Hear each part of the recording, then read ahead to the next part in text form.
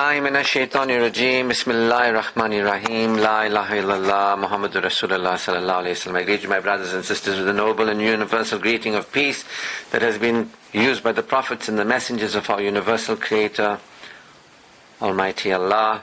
Assalamu alaikum wa rahmatullahi wa barakatuh. Indeed, we have a pleasure and privilege of being here together for the purpose of remembering our creator and reminding ourselves of what the win is in life. What does it mean?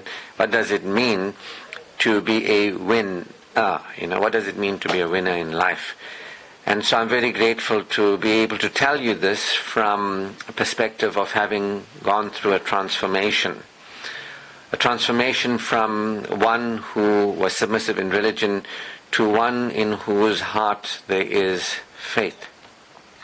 So I can give you a personal account of my journey and adventure into becoming enlightened, becoming aware, rather than where I was, living superstitiously, ignorantly, arrogantly. That's where we all are. If you've been following these presentations, which are available on YouTube, and they're available on the podcast, Spotify, you'll know that we've been talking about the reason for us being here on the planet. What is it to be a winner? What it is to be a loser? Those who fail to remember their Creator and who remain in a state of forgetfulness around their Creator are losers. Those who become conscious and remember Allah, theirs will no longer be a depressed life. You get what I mean? So until you remember Allah, yours will be a depressed life. And like some people are like, no, I'm not depressed, I'm very happy. So the Quran also tells us that continue in your ways of excitement for a short period, but it's not going to avail you. Ultimately, it's bringing to Allah a purified heart. Ultimately, it's remembering Allah. Ultimately, it's about becoming Allah conscious. The Quran tells us that the heavens and the earth were created for us to recognize the power of Allah. The Quran tells us that we were delivered from our mother's wombs, given hearing and sight, intellect and affect, that we may be grateful. The Quran is telling us that we were created that we may look around and see the world that we're in and begin to acknowledge Allah's greatness and graciousness, the power and the privileging of Allah. The Quran tells us that it's for us to bring to Allah a purified heart. If you remain in a state of forgetfulness, in what I would call a fallen state, after Adam and Eve went into an agreement with Satan and ate of the tree, in the garden, that they had no business to do that, they went into a trance state. The Quran says, there you and your children will be, there you and your people will be. That means in this fallen, forgetful state until guidance comes to you and guidance comes to people. And when guidance comes to people, those who receive the guidance will no longer be insecure.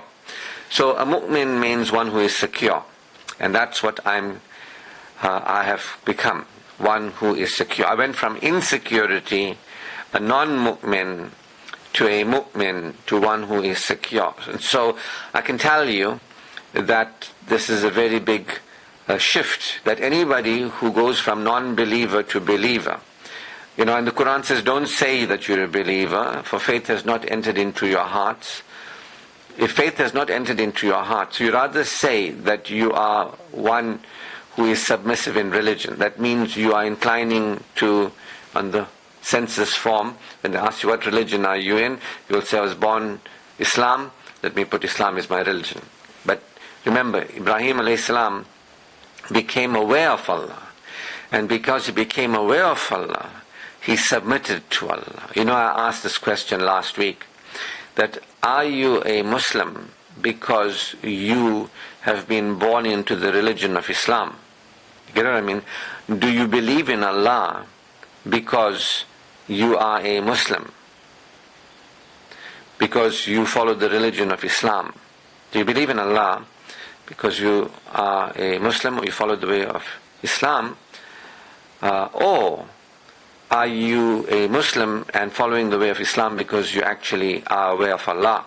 You see, so I went from being submissive in religion and trying to wrap my head around that, and what that meant, what I was listening to. It didn't make sense. It still doesn't make sense. Islamism, where people are more worshipping a religion than they are aware of Allah and experiencing Allah consciousness.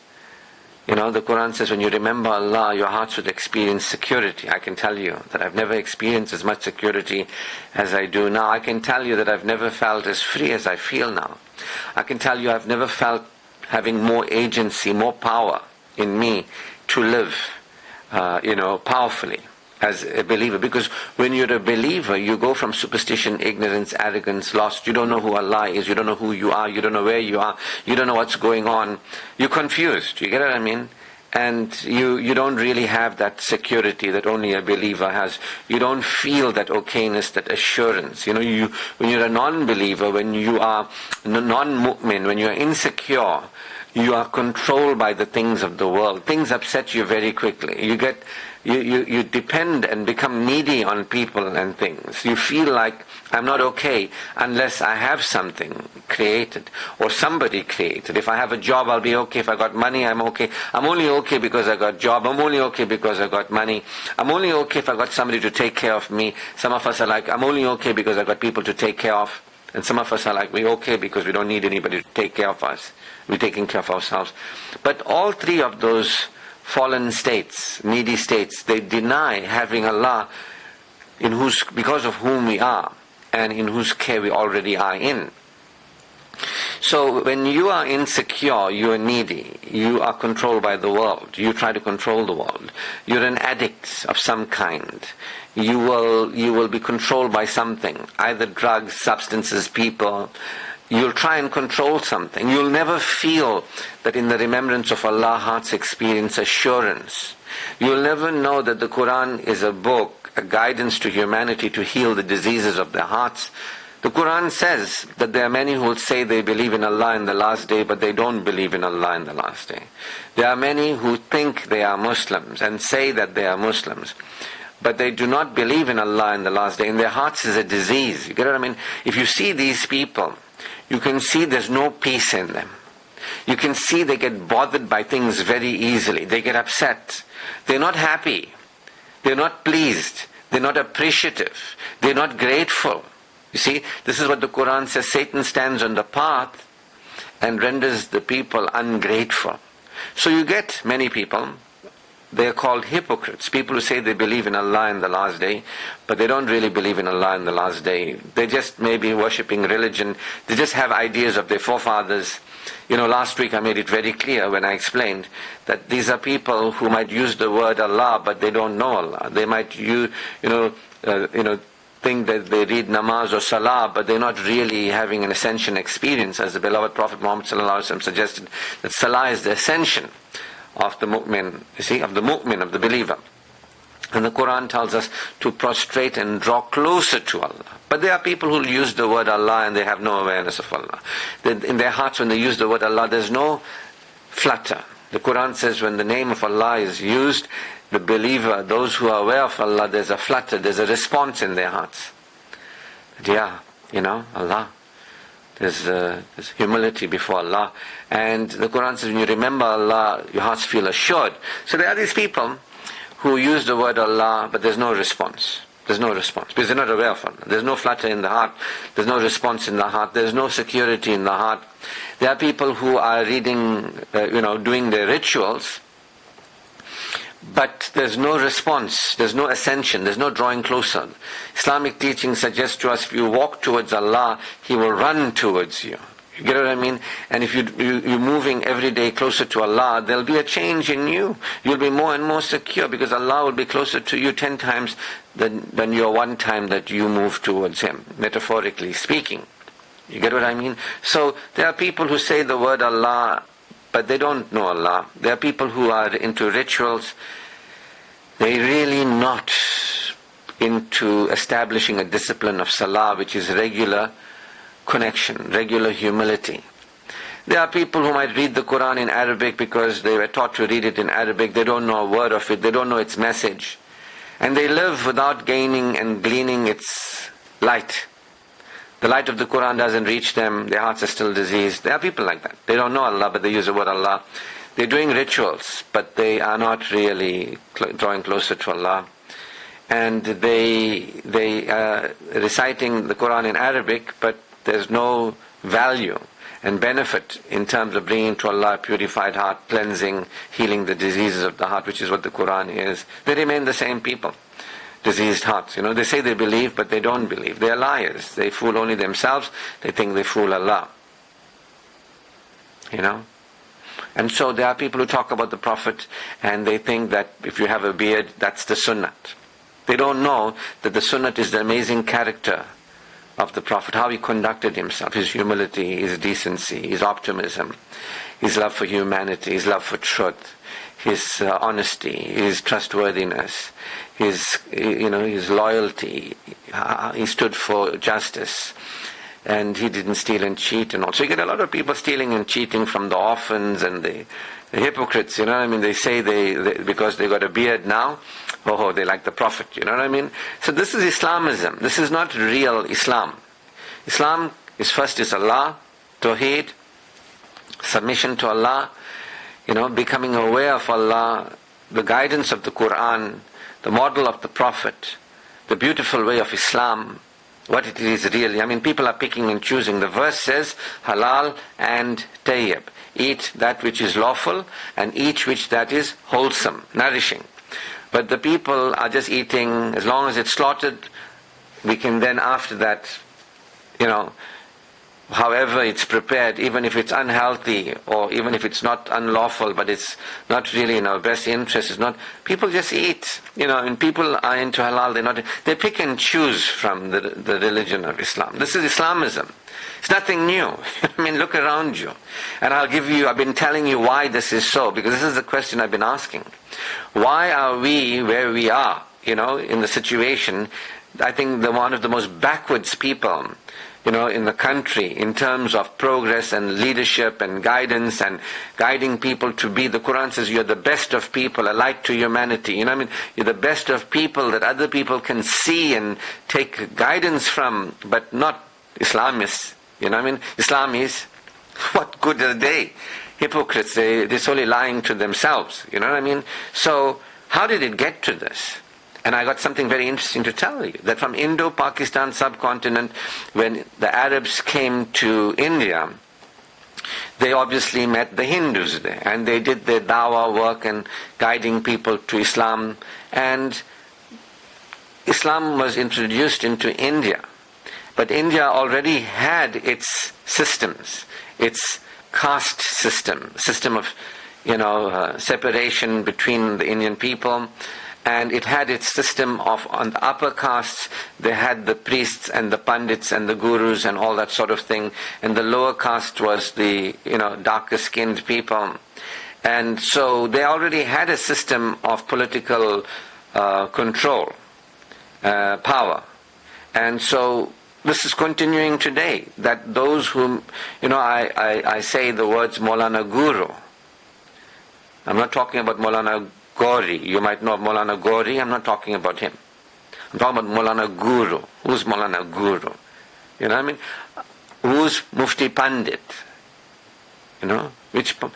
These are people who are continuing in this authoritarian system that Hinduism is all about, of controlling the masses and power.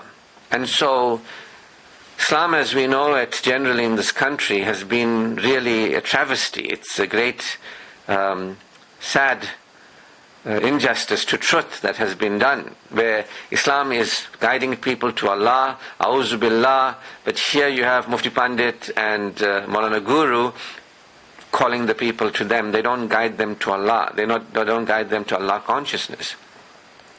They don't teach the people from what the Quran is all about, its message. They don't teach the people about the Prophet and really who the Prophet was and what an outstanding human being, the highest character demonstrated by any leader in the world.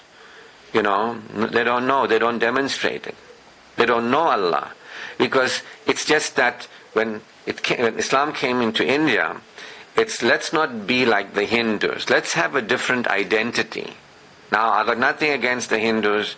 I got no issue with the Hindus. I've got no issue with anybody. The Quran says, let them believe if they choose to believe, let them choose to disbelieve if they choose to believe. Allah will show them where they were, in terms of truth or untruth. The Quran tells me that I am to bring to Allah a purified heart, and that's my own. So I don't really matter, it doesn't matter to me how you live your life or how anybody or any religious group. To you, your way, the Prophet said, as the Quran tells us, to me, mine. All I'm doing is giving you an explanation, a reflection as to which family you were born into, this way of your forefathers, and what you've been getting. You might be thinking you're getting Islam, you're getting Islamism. You don't realize the history of this culture and how this chauvinistic culture, we hear so many Muslim women talking about their husbands being very deeny and learned in deen, but abusing them left, right and center. Listen to the previous podcast if you want to know more about that. It's chauvinism, it's male domination, treating women like that. Women have low self-esteem, women have no regard for themselves. This comes from India, where the woman's purpose was to live and serve the man. When the man dies, she must throw herself on the funeral pyre. You understand? So this is the mentality of the people that maybe call themselves Muslims today, but it's Islamism. It's not Islam, it's an ism.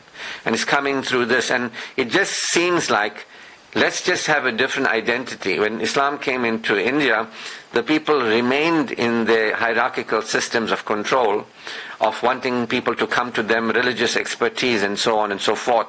Come to us, don't go to Allah, come to us. That's why today if you look at Islam the way it's been preached, it's all about Sharia and who's right and who's wrong, and these people are arguing with each other about who's right and who's wrong. The Prophet ﷺ was not arrogant at all to ever suggest that he had all the answers.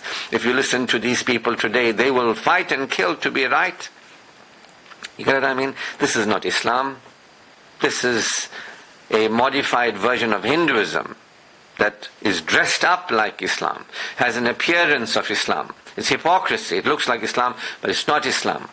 Until the submission before Allah, one authority, no gurus. The Quran says, let us not take from among ourselves lords and patrons. We submit only to Allah. Until the day when people start humbling themselves and all going towards before Allah humbly, instead of thinking, no, we right because our gurus told us, and the gurus, our teacher.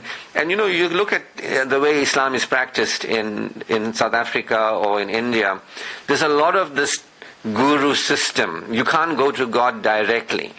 You understand? The Quran says, invoke me and I will surely respond. This is a gift given to humanity, that each one of us can invoke Allah. Now, remember, the Quran is not taught. Really, it's not taught, you haven't heard it. Really, some of you don't even know what His message is.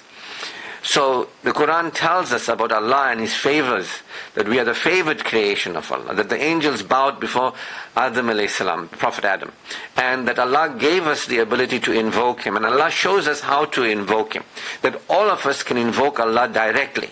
But because of Islam through India and that system of, you be my guru and other guru, and that we have that continuing. Again, I'm not stopping anybody. You want to live how you want to live, it makes no difference to me. There are people who wash other people's feet, and there are people who do all sorts of other things and all that. This is more an Indian thing. I'm not saying it's bad or wrong. I'm not saying it's right or good. I'm saying this is from India. This is not Islam in the purity as the Prophet ﷺ shared it with us. So what I'm saying to us is, it seems like, if you look at when Islam came to India, and if you look at the Indian people there, it was more of an identity difference to distinguish one group from the other. But from beyond that identity, the mentality is still the same. So one group will say, okay, we don't drink alcohol, and we don't, gamble, and we don't worship idols, and, we are like this, and so the other group will say, okay, we do this, or, this, that, and the other. One group says we eat halal, the other group says this, that. So it's just an identity difference, but the mentality is the same. The Iman has not entered into the hearts. You get what I mean? It's just an identity difference. That's why it's so big. Wear the topi. Because don't be like those people. We're not like those people anymore, Hindus, so we'll wear our topi now. You see, the topi becomes a big thing. Now, we're not like those people when we were before, Hindus. Now we'll have our beard because this is our identity. But what I'm saying to you is good for where it started off. Like, okay, so now we'll read the Quran because this is our identity. Now we'll go for prayer because this is our identity. This is what we do, we build mosques, this is our identity. But I'm saying that it's this, the mushrik and the munafiq are the same in mentality. Remember how I defined it? Let's have a little brief recap. I was saying to us that we are all in a forgotten of Allah's state. That's what the Quran says. Even Ibrahim alayhi salam had to submit. The Prophet sallallahu alayhi salam had to submit. Everybody who had mother and father had to submit. You get what I mean? You and I have the opportunity to submit, following the way of Ibrahim alayhi salam. To submit, to become aware of Allah, to remember Allah. The Quran is guiding us. Allah is our encourager, our championer, is telling us He created us with gifts and favors, not given to other creation. The best of molds is for us, is good in this world and the world beyond. We can live with Iman, really, really outstanding human beings. We can live with Amal, we can be honorable human beings and live in a wonderful, amazing way in this world where others can see us and how empowered we are, having agency, playing a beneficial role in our lives, playing a beneficial role in the lives of our loved ones, playing a beneficial role in society. Islam tells us there's Iman for you, there's Amal for you, there's a life tayyibun. You can live naturally. Allah put love and compassion in our hearts that we may dwell with each other in tranquility. You understand? Allah is telling, He's championing for humanity. Come on, guys. Wake up and remember. Go beyond the trance. Stop worshipping Satan. Let go of all these egoic ideas that you have. Choose the natural way. Allah is the encourager and the championer of humanity to live our potentials, our highest potentials of Iman, Amal, and our life tayyibun, the possibility of Allah's good in this world and the world beyond. We can show up and shine here. Allah is standing for it, encouraging it, championing it. But Allah does not guide those who are astray. You understand? When I was astray in the system that you all are in, and I was there, I couldn't see, I didn't understand what was going on. Why am I feeling the way I feel? I'm doing these rituals, I'm trying to understand, I'm following that guru, I'm hearing this man. I still don't have faith in my heart, you know what I mean? Nobody can give me an answer. So that's when I turned to Allah. Smart move, I turned to Allah. What is the experience of Iman, Allah? Guide me. And the Quran said, if you believe in Allah, He will guide your heart. And only what I'm telling you is not from any book. I haven't read this from any book. I haven't heard any person say this. I don't think Maulana Guru and Mufti Pandit are going to tell you this truth. You're going to have to be smart enough to turn to Allah, and Allah will make you aware. Allah will show you what's going on. You get what I mean? So my point is that we are created to live our lives and be winners, to wake up from the trance, to wake up from the darkness. But what happened is, in India, it was just a identity difference. And I was telling you that all of us are either in ideas of no God. We have a belief that there's no God. Either you're there, kufr, atheists, you like conceal, you deny. You say, no, there's no God. I mean, if you look around you, the Quran says, how can you say you don't believe when you were not, and here you are now? That's what the Quran is telling us. Of course, many of us don't know what the Quran is telling you, because what did Mufti Guru tell you? What did Maulana Guru tell you? And Mufti Guru told you, come to us. You don't know. You don't know. Don't try and read it for yourself. Come to us. Allah says, before you read the Quran, say, A'udhu billahi minash shaitan. Claim refuge with Allah from shaitan, the accursed, which is what I do. And Allah guides my... Allah says, the lowliest of people are those who will not reason. I choose to reason. Allah has given me a mind, and I am not afraid to use it.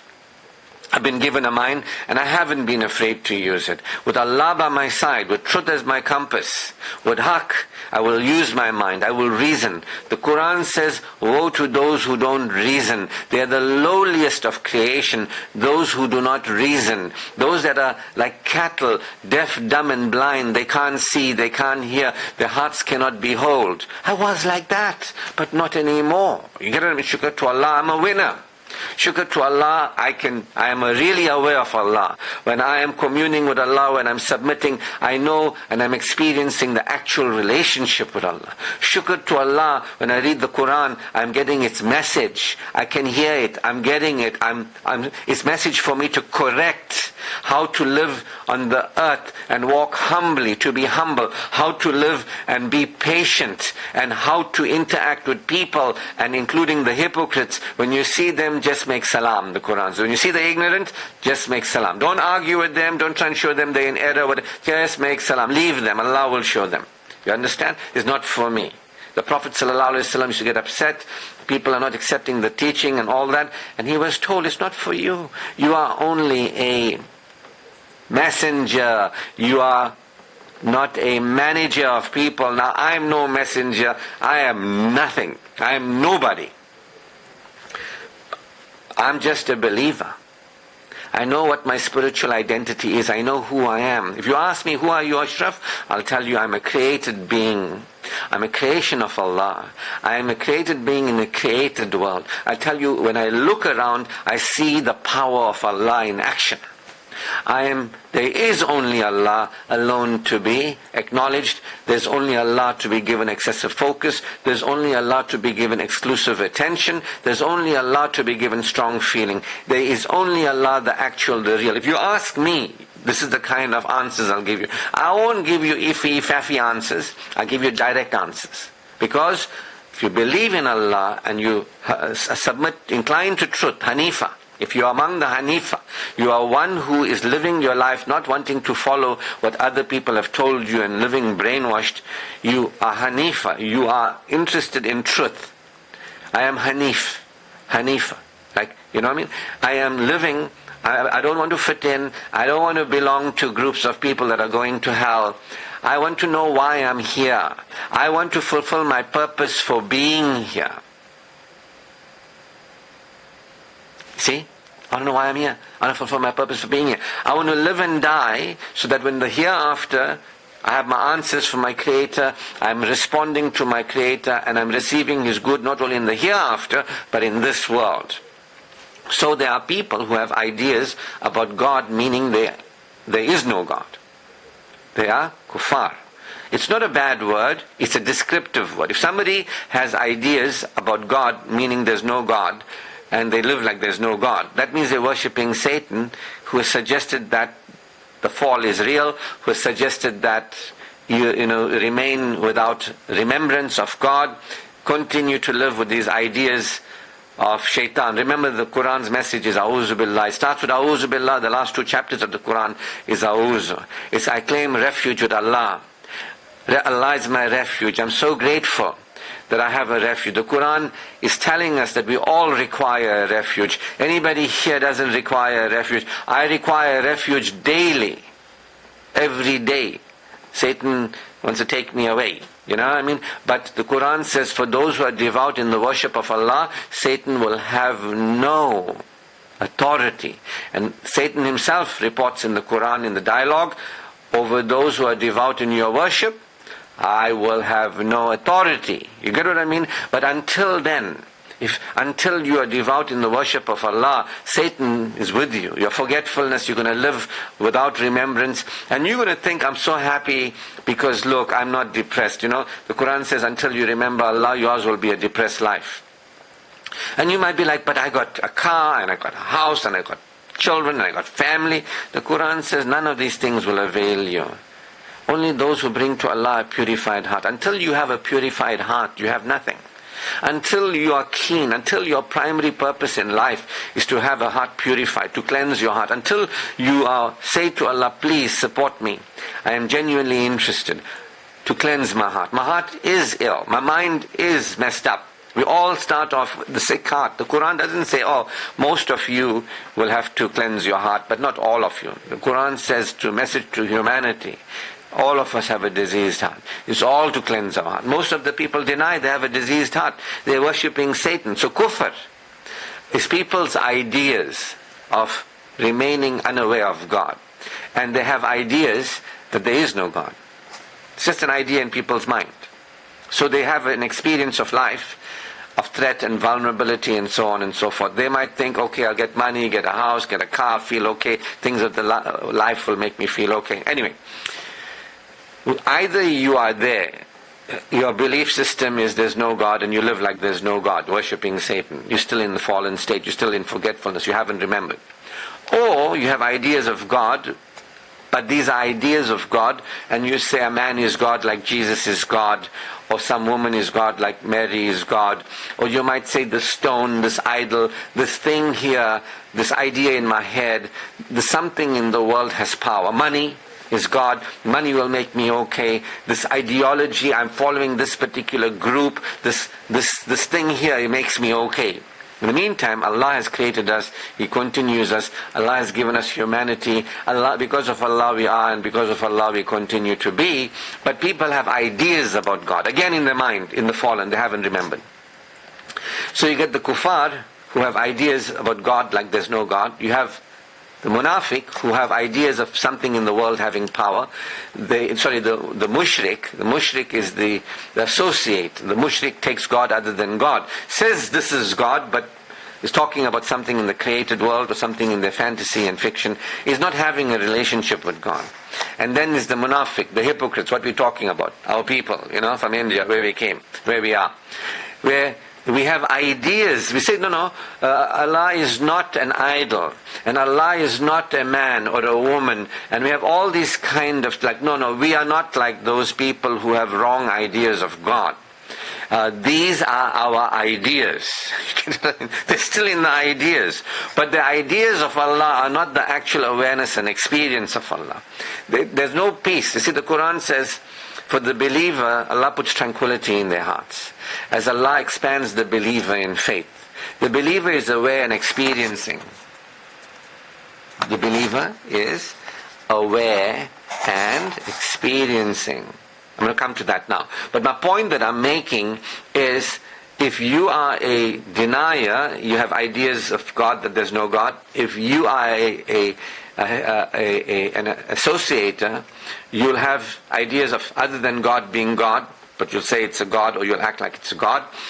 Or if you're a hypocrite, where you are not taught about Allah, if you are aware of Allah and therefore you're a Muslim and you practice Islam, that's one thing.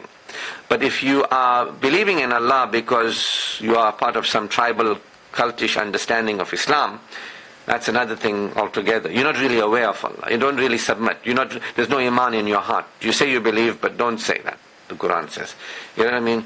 There's Bedouin Arabs where people who said, Bismillah, A'udhu Billah, they said, La ilaha. But saying it, do you think you'll say it and you won't be tested, the Quran says? Do you think it's just about saying something, making words, stating words? Do you think it's about that? Or that you won't be seen, whether you really have faith in your heart? So the hypocrite has beliefs, and this is why you'll see in the Indian culture, Muslim Indian culture, they have these ideas of Aqidah. What are your beliefs? They have that. Beliefs. Our beliefs and your beliefs and our beliefs and your beliefs.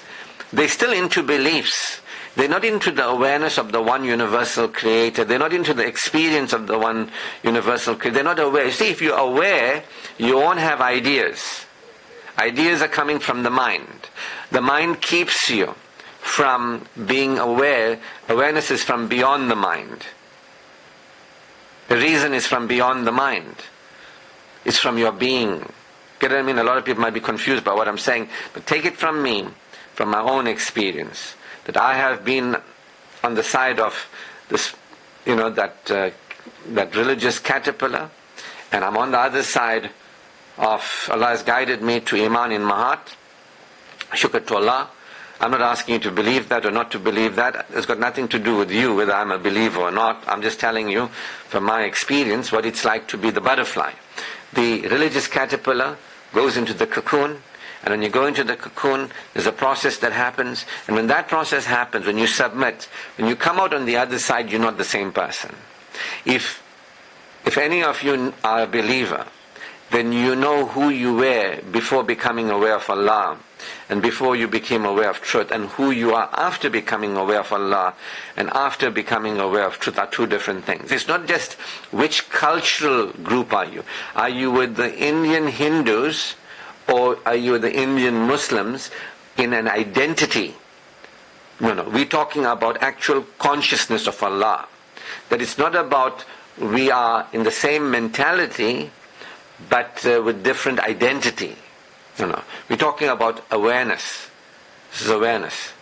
This is why you'll see, in South Africa, a lot of identity is big. I mean, you've had scholars that came from America to South Africa, people will tell you. And when they see people here, how they dress and how they carry themselves, they get horrified. And some of them say, we're not coming here anymore, because they can see the cult for what it is.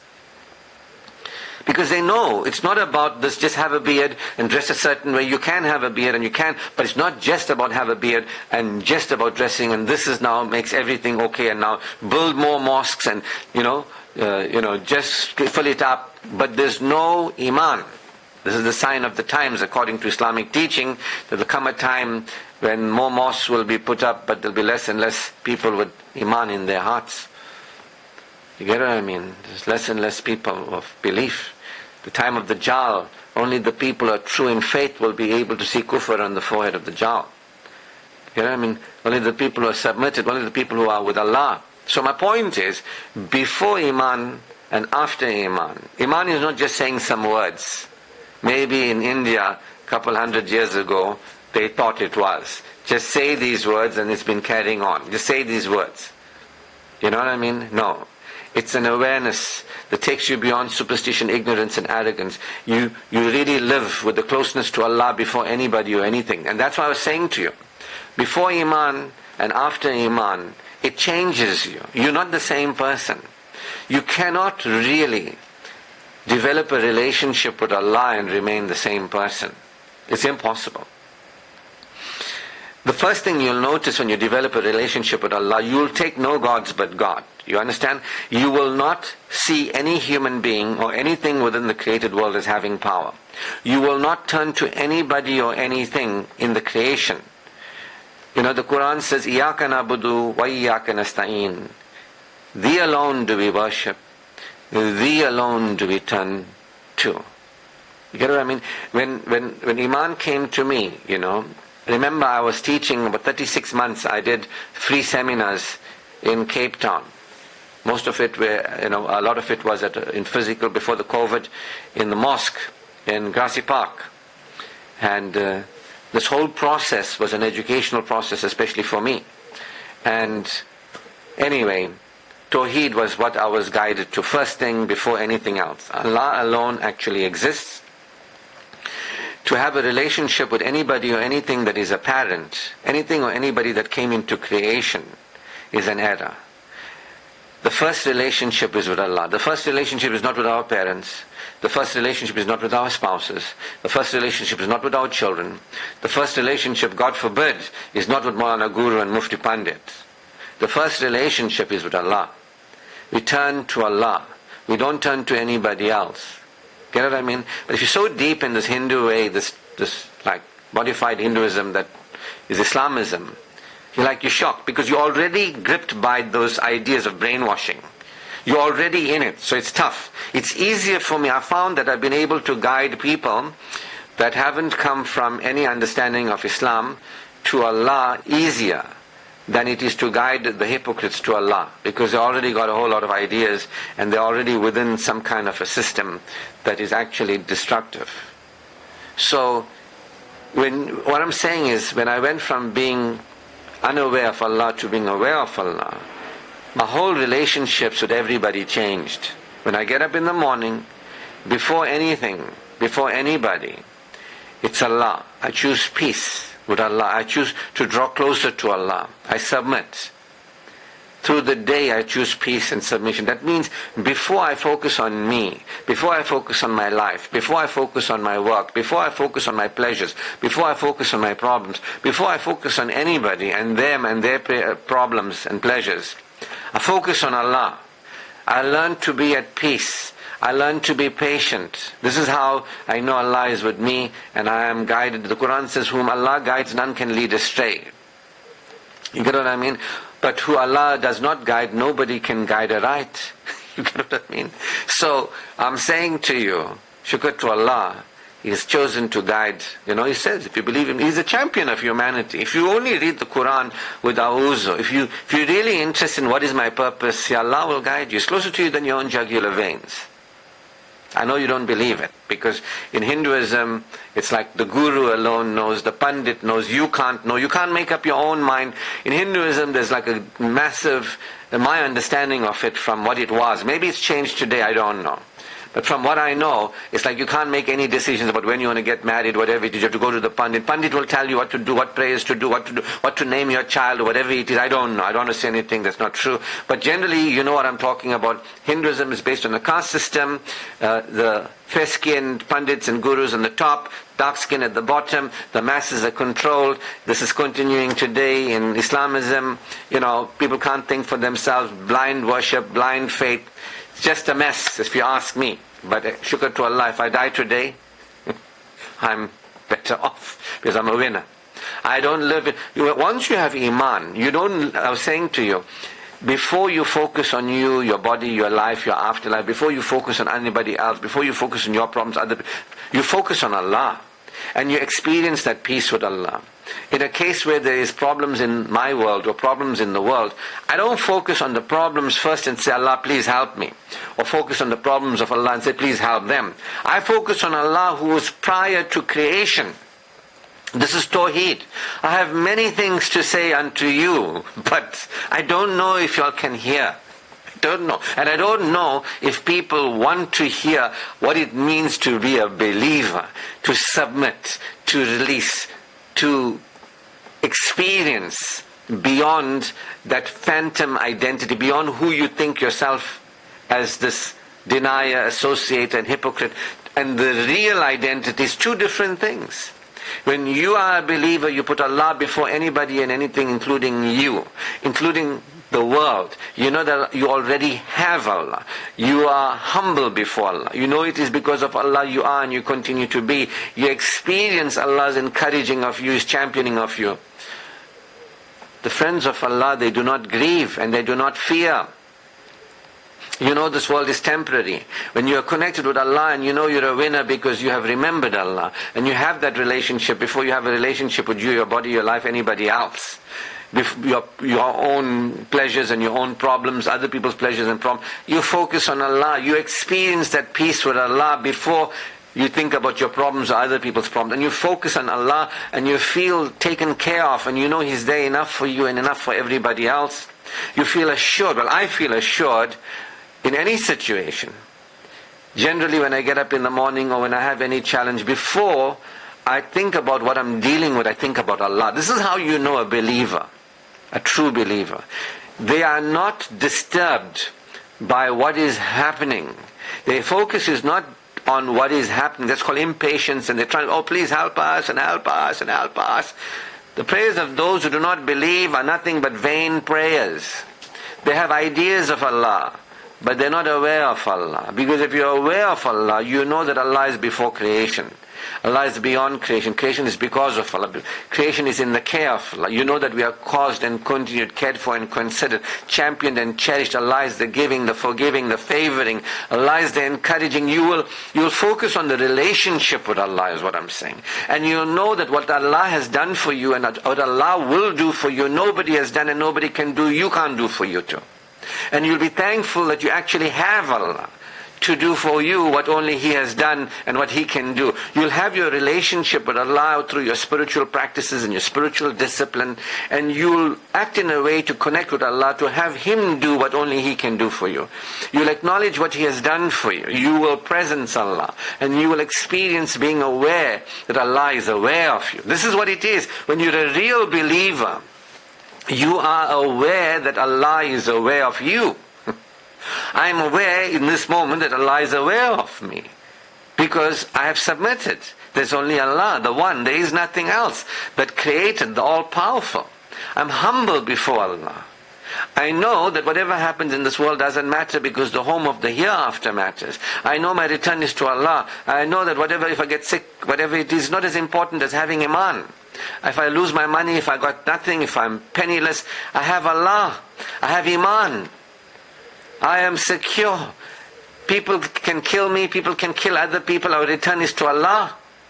You understand? Allah has got what's waiting for us there. This world is temporary. When you're a believer, no, we mustn't have problems, we're scared of disease. How many people have told me the most important thing in life is your good health? Laugh. I say, really?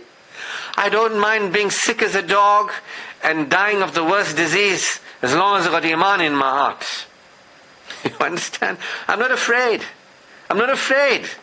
I'm not afraid of anybody criticizing me or running me down. I don't need the approval of other people. I'm not afraid. I'm a believer. You can do what you want to me. Anything can happen. I've got Iman in my heart. Nobody can take that away from me. Allah is with me. I'm aware of Allah is with me. I'm aware Allah is aware of me. As I praise Allah, I know what it is to praise Allah. As I praise Allah, I experience Allah hearing me. Sami Allahu liman hamida. Rabbana lakal hamd. I am trusting in Allah as a believer. I actually trust in Allah. When you see somebody who trusts in Allah, there's no worry and fear and anger on their face. You understand? I actually trust in Allah. I experience Allah responding to me. I experience Allah relating to me. I'm thankful to Allah. I experience Allah giving me more. I'm a real believer. The Quran says if you believe in Allah, He'll give you more. If you're thankful to Allah as a believer, He'll give you more. I'm experiencing more and more every day. I'm assured now. I'm among the grateful.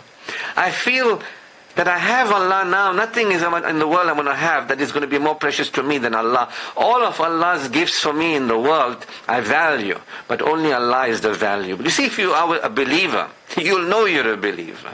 If you're doubting that you're a believer, you're not a believer. Because a believer is aware.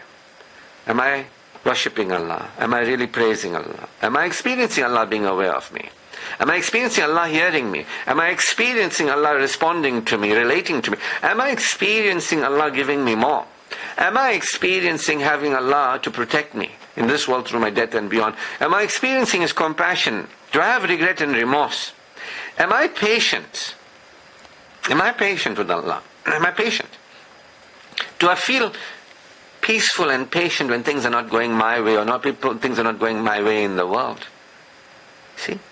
Am I aware that I have Allah to respond to me? Nobody and nothing can stop me from having what is my tayyibun. If I'm a believer, the Quran says if you have Iman and Amal, for you is a life tayyibun. Nobody and nothing can stop me from living a tayyibun life because I'm a believer and I show up as honorable human being. See, this is very different. I'm not saying I'm better than you or anybody. No. I'm just describing what it means to be a believer. The Quran says, keep reminding, for reminding benefits the believers. The believers, not the hypocrites, not the munafiqs. It benefits the believers. The hypocrites don't want to hear this. They just want to carry on. They say, Allah says, in their hearts is a disease. They are left to stray. They're left to stray. And Allah leaves them to stray and expands that disease. So, we can expect those who turn away from truth to continue to live in the darkness. So I think that's normal. That's what the Quran tells us. It's Allah's, how it's basically, all I'm telling you is that you can live and die as a winner, or you can live and die as a loser. That's all I'm telling you. You can live and die bringing to Allah a purified heart. You can establish a relationship with Allah and live very differently from having not established that relationship with Allah.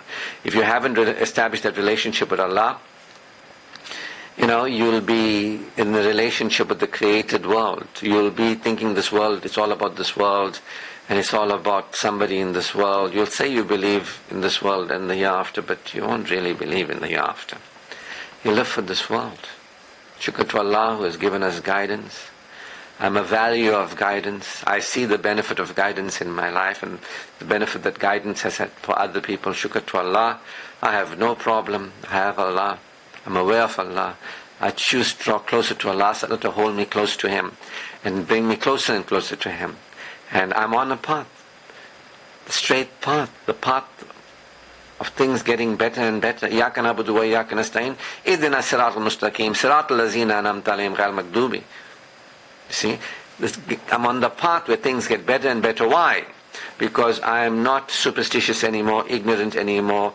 I am living with submission, humility before Allah and cleansing my heart. I'm really honoring the Prophet and aspiring to live and be an honorable human being. I'm living a life of tayyib, want to be with other people in a wholesome way. I want to experience Allah attending to me. I want to attend to me, my body, my life, my afterlife. I want to live receiving what only Allah can do for me. And I want to live being for me what Allah gave me the ability and my responsibility to me, my body, my life, my afterlife.